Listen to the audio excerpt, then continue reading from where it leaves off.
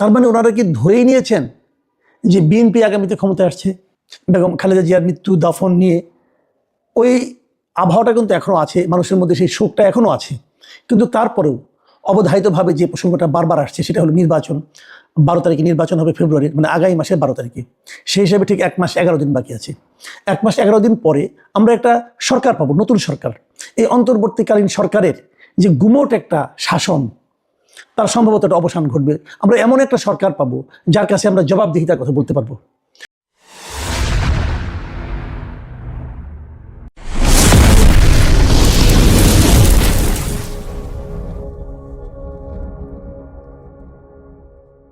যে কোনো কিছু খারাপ করলে আমরা তাকে প্রশ্ন করতে পারবো, যেটা নাকি এই সরকারের কাছে আমরা পারতাম না।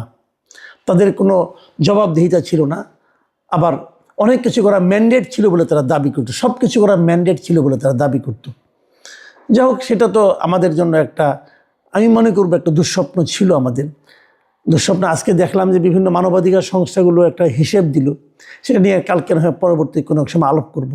যে অন্য একটা সময়ে যে সরকারকে আমরা বিতাড়িত করেছিলাম, আওয়ামী লীগ সরকারকে, সেই সময়ে যত লোকের বিচার বহির্ভূত মৃত্যু হতো অথবা হয়েছিল, অথবা মবের মাধ্যমে যত লোক মারা গিয়েছিল, তার চেয়ে অনেক বেশি লোক কিন্তু এই 2025 সালে মারা গেছে শান্তিতে নোবেল পাওয়া ডক্টর ইউনূসের আমলে। এক ভয়ঙ্কর দৃশ্য। যাক, সে আলোচনায় আমি আপাতত যাচ্ছি না, কারণ আমি এখন একটু রাজনীতি এবং নির্বাচন নিয়ে কথা বলতে চাই। দেখুন, বেগম খালেদা জিয়ার যে জানাজা হলো, শেষকৃত্য বলি আমি যদি এটাকে, কারণ হিন্দুরা তো জানাজা অংশ নিতে পারে না। যেহেতু জয়শঙ্কর এসেছিলেন, নেপাল থেকে এসেছিলেন, অথবা আপনার ভুটান থেকে এসেছিলেন, তো আমি যদি ওভাবে ওনাদের আগমনটাকে ধরি, তাহলে আমি বলবো যে ওনার এই শেষ যাত্রায় শোক জানাতে যারা এসেছিলেন, তা দেখেন আশেপাশের সবগুলো দেশের পররাষ্ট্রমন্ত্রী পর্যায়ের লোকজন এসেছিলেন এবং খুবই পাওয়ারফুল লোক তারা এসেছিলেন। কেন?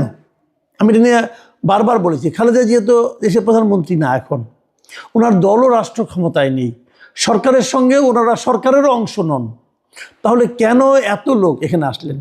এক জয়শঙ্করের সঙ্গে দেখা করার জন্য আমাদের পররাষ্ট্র উপদেষ্টার নানাভাবে চেষ্টা চরিত্র চলে। ওনার সঙ্গে আমরা কিছু বলতে চাই, ভারতের আমাদের প্রতি যে মনোভাব, যে আচরণ, সে আচরণকে আমরা কখনোই ভালো বলতে পারি না। আমরা মনে করি এক ধরনের বৈরী আচরণ তারা করছে। ঠিক সেই সময়ে সেই মানসিকতা যখন তারা প্রকাশ করছে একের পর এক, সেই সময়ে জয়শঙ্কর ভারতের বিমান বাহিনীর একটা বিমান নিয়ে অল্প সময়ের জন্য হলেও এসে শোক প্রকাশ করা, ভারতীয় সরকারের শোক বার্তা তারেক রহমানের হাতে পৌঁছে দেওয়া, এবং উনি চলে গেলেন। যাওয়ার আগে উনি আমাদের প্রধান উপদেষ্টার সঙ্গেও দেখা করতে চাইলেন না, অথবা পররাষ্ট্র উপদেষ্টার সঙ্গেও দেখা করলেন না। তাহলে এগুলো কি ইঙ্গিত করে? আমার মনে হয় ইঙ্গিত যেটা করে সেটা আপনারা খুব ঠান্ডা মাথায় চিন্তা করেন। ভারত কিন্তু আগেও বারবার বলেছে যে আমরা অবশ্যই একটা নির্বাচিত সরকারের সঙ্গে সম্পর্ক রাখতে চাই। মানে ডক্টর ইউনূস সরকারকে তারা শুরু থেকেই মেনে নিতে পারছিল না, এবং মেনে না নেওয়ার তাদের যে সিদ্ধান্তটা, তারা সেখান থেকে সরেও নি, অটুট আছে ওখানেই। এবং তারা বলছে আমরা একটা নির্বাচিত সরকারের সঙ্গে সম্পর্ক করব। এখন নির্বাচনের আগে নির্বাচনে অংশ নেওয়া অনেকগুলি রাজনৈতিক দল আছে। সেই দলের মধ্যে একটি দলের সঙ্গে যে সম্পর্কটা ওনারা দেখালেন, তার মানে ওনারা কি ধরেই নিয়েছেন যে বিএনপি আগামীতে ক্ষমতায় আসছে? এটা যদি ধরে নেন তাহলে খুব একটা ভুল হবে বলে আমি মনে করি না। কারণ এটাও তো ঠিক, আমরা দেখেছিলাম এর আগে সারা দেশে রাজনৈতিক নানা রকম কর্মকাণ্ডের মাধ্যমে বিএনপি কিন্তু সাধারণ মানুষের কাছ থেকে একটু ডিটাচড হয়ে গিয়েছিল। বিএনপি নামে কিছু বদনাম হয়েছিল প্রত্যন্ত অঞ্চলে, গ্রামাঞ্চলে, রুট লেভেলে। সেখানে কিছুটা এগিয়ে গিয়েছিল জামাতে ইসলাম। কিন্তু এরপরে গত কয়েকদিনে যে ঘটনাগুলি ঘটলো, হাদির মৃত্যুকে কেন্দ্র করে, প্রথমে হাদির মৃত্যু হলো, হাদিকে হত্যা করা হলো, সেই হত্যার দায়টা বিভিন্ন জায়গায় চাপানোর চেষ্টা করা হলো, সেটা নিয়ে নানা রকম নাটক করা হলো, সেটা নিয়ে মিডিয়ার উপর আক্রমণ করা হলো, অনেক কিছু কিন্তু হলো। তখন আবার একটা বিপ্লবী সরকার গঠনের কথাও বলা হলো। এই সবগুলোই কিন্তু আলটিমেটলি খুব একটা ভিত্তি পায়নি, জনমানুষের কাছে গ্রহণযোগ্যতা পায়নি। এবং এটা আমি মনে করি কোনো একটা গ্রুপের জন্য বড় ধরনের একটা হোঁচট খাওয়ার মতো অবস্থা। এর মাঝে যখন তারেক রহমান সাহেব দেশে আসলেন, তখন ওনাকে ঘিরে যে জোয়ারটা, গণজোয়ার তৈরি হলো, মানুষের মধ্যে যে একটা আনন্দ, একটা উল্লাস অথবা একটা আকাঙ্ক্ষা, একটা প্রত্যাশা আমরা যেটা দেখলাম, সেটা এই একটা জোয়ার।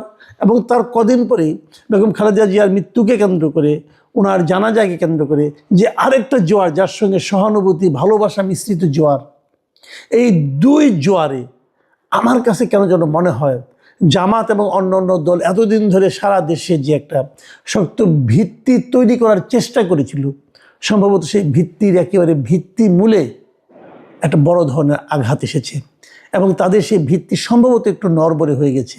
এর মধ্যে আরেকটা বিষয়, সেটা হলো যে জামাতের যে একটা ভারত বিরোধিতার যে একটা ব্যাপার, তারা যেটা নাকি নার্সিং করে তারা করেন, এবং তাদের হয়ে ওই আমেরিকা থেকে ইলিয়াস হোসেন অথবা ফ্রান্স থেকে পিনাকি ভট্টাচার্য যেহেতু নিয়মিত তারা নার্সিং করেন, সেখানেও একটু কিন্তু ঝাঁকুনি খেয়েছে একটা ঘটনায়, যে রয়টার্সকে দেওয়া জামাতের আমির শফিকুর রহমানের যে একটা ইন্টারভিউ, সেখানে উনি বলেছেন যে ওনার সঙ্গে কীভাবে ভারতীয় একজন কূটনীতিক দেখা করতে এসেছিল, এবং সেই খবরটা ওনারা প্রকাশ করেননি। এটার সঙ্গে অনেকে আবার জিএম কাদেরের ওই আগের আগে গত নির্বাচনের আগে যে আপনার 23 সালের যে ঘটনাটা, যে ভারত থেকে দেখা করে আসছেন, ওনাদের অনুমতি ছাড়া প্রকাশ করতে পারছেন না, ওই যে মেরুদণ্ডহীন একটা বক্তব্য উনি রেখেছিলেন, তার সঙ্গে অনেকে মিল খুঁজে পান। আমি অবশ্য অতটা পাই না এই কারণে এখানে তো জামাতের আমি নিজেই সেটাকে কিন্তু আবার পরবর্তী সময় রয়টার্সকে ডিসক্লোজ করেছেন, উনি যেটা গোপন রাখেননি আসলে, সেই হিসেবে আছে। কিন্তু মানুষের মনে কিন্তু ওই যে প্রশ্নটা, যে ভারতের ব্যাপারে যে একটা আপোষহীন মনোভাব জামাতের থাকতো অথবা আছে বলে মনে করা, সেখানে কিন্তু একটু হলো চিট ধরেছে। এই জিনিসটা কিন্তু মানুষের মধ্যে আছে। আবার তারপরে ভারতের পররাষ্ট্রমন্ত্রী সেখানে দেখা করে যাচ্ছে, এবং পাকিস্তানের স্পিকার এসেছিলেন খালেদা জিয়ার এই উপলক্ষে। এই ইস্যুগুলি কিন্তু নানা ধরনের চিন্তায় মানুষকে, আগামী নির্বাচনে যদি ভারত এবং পাকিস্তান ওরা কী ভূমিকা রাখবে এটা কিন্তু ইম্পর্টেন্ট না। ইম্পর্টেন্ট হলো জনগণ কার উপর ভরসা রাখবে। জনগণ এই আচরণে মনে হচ্ছে যে এরা বোধহয় ভাবছে যে জনগণ বোধহয় বিএনপির উপর ভরসা রাখবে। যদি বিএনপির উপর ভরসা রাখে, সেক্ষেত্রে বিএনপির পররাষ্ট্রনীতি কী হবে সেটা নিয়ে কিন্তু ওই দেশগুলো, ওই আমাদের পার্শ্ববর্তী দেশগুলো, তারা কিন্তু চিন্তা করছে। তার মানে তারা গুরুত্ব দিচ্ছে। এখন নির্বাচনের পর হয়তো আমরা দেখতে পারবো সেই গুরুত্বের কথা হয় কী হয়। এখন সামনে নির্বাচন আসলে কি হবে, আমি সেই কথাটা একটু বলতে চাই ছোট করে। দেখুন, এর মধ্যে দুটো পোলারাইজেশন কিন্তু আমরা দেখতে পাচ্ছি, মানে স্পষ্ট দুটো বিভাজন। যে জামাতে ইসলামের নেতৃত্বে অলরেডি আমরা যাদেরকে নাকি একসময় জামাতের এ টিম বি টিম বলা হতো, তারা সবাই জামাতের সঙ্গে কিন্তু যুক্ত হয়ে গেছে। এবি পার্টি বলেন আর এনসিপি বলেন, তারা কিন্তু জামাতের যে জোট, সেই জোটের সঙ্গে কিন্তু তারা আছে। এনসিপি এবং এবি পার্টি, আবার ওদিকে ইসলামী আন্দোলন, সব মিলে ওই জোটটা একেবারে মন্দ না, বেশ বড় ছড়া জোটই হবে। কিন্তু জোটের নামে যতটা বড়, ভোটে কি ততটা বড় হবে, এটাও কিন্তু প্রশ্ন। এনসিপির যাদেরকে প্রগতিশীল হিসেবে বিবেচনা করা হতো, তারা কিন্তু এনসিপি ছেড়ে চলে আসছে। কেউ কেউ স্বতন্ত্র নির্বাচন করছে, আর সময়ের অভাবে অনেকে এই সাহস করতে পারে নাই। কারণ স্বতন্ত্র নির্বাচনটা তো এখন কঠিন ব্যাপার হয়ে গেছে, কাজে অনেকে হয়তো নির্বাচন করতেও পারছে না। কিন্তু এরকম একটা সিচুয়েশন কিন্তু পরিণত হয়েছে। এখন প্রশ্নটা হচ্ছে যে বিএনপির দিকে কে আছে? বিএনপিতে একটা পোলারাইজেশন।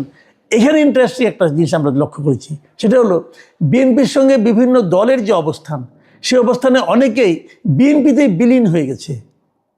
সংখ্যা কিন্তু খুব বেশি নেই। আমি তো দেখতেছি একমাত্র আপনার বাংলাদেশ বিজেপি, যেটা বাংলাদেশ জাতীয় পার্টি, যেটা ব্যারিস্টার পার্থের যে এটা, উনি তো ওনার প্রতীক নিয়ে নির্বাচন করছে, উনি বিএনপিতে জয়েন করেন নাই। আবার অনেকে এলডিপির থেকে একজন, অথবা ববি হাজ্জাজ, আবার ওইদিকে নূরের সাধারণ সম্পাদক যিনি আছেন রাশেদ খান, এরা তো বিএনপিতে যোগ দিয়ে ধানের শীষ নিয়ে নির্বাচন করছেন। কাজে এখানে কিন্তু আমরা দেখছি যে বিএনপিটাই বড় হচ্ছে, তারা বিএনপিতে তারা বাইরের লোক পাচ্ছে, তারা বিএনপিতে যোগ দিচ্ছে। এই জায়গাটাও কিন্তু আমি মনে করি সিগনিফিক্যান্ট।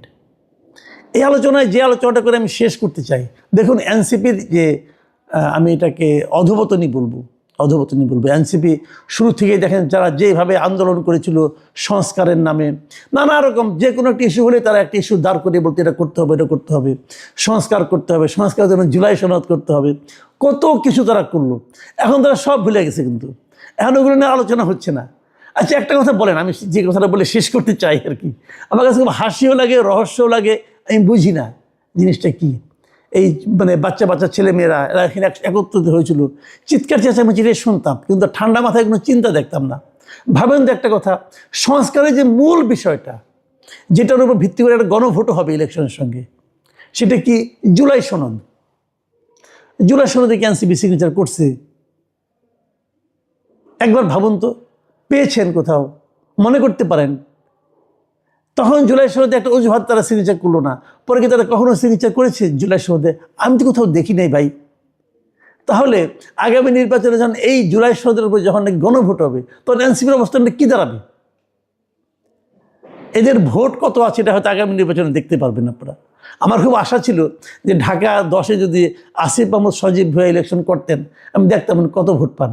উনি আগে বুঝতে পারছেন নির্বাচনের শখ ওনার উঠে গেছে, টাকা পয়সা যা ইনকাম করছেন ওরা খরচ করতে চান না আর কি।